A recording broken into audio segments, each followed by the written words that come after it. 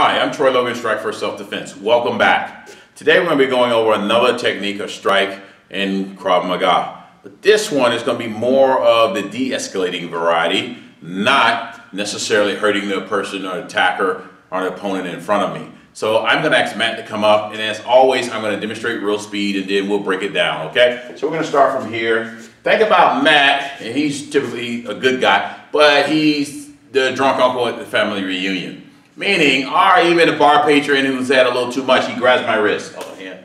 So he grabs my wrist. So use your other hand. There you go. So he grabs my wrist. Now, your personal space is as far as you can extend your arm. No one comes inside of your personal space unless you know them or invite them.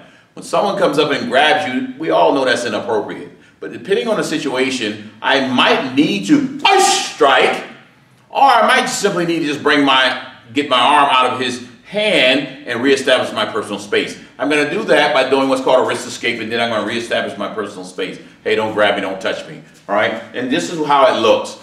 I'm going to blade my wrist toward his thumb and forefinger by turning it.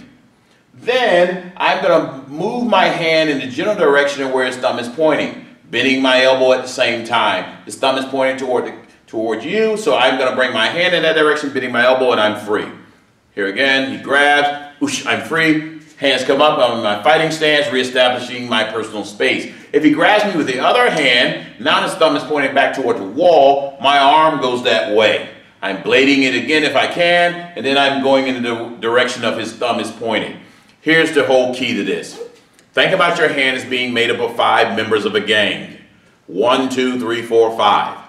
These 4 always stick together, he's always by himself. So in this technique, we're attacking the thumb because the thumb is the weakest part of the hand.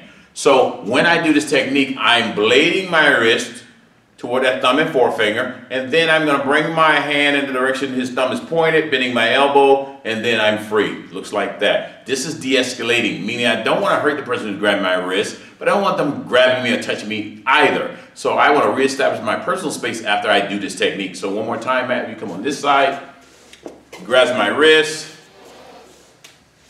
Thumb is pointed this way, my hand goes that way. He grabs the other hand, thumb is pointed back that way, my arm goes that way.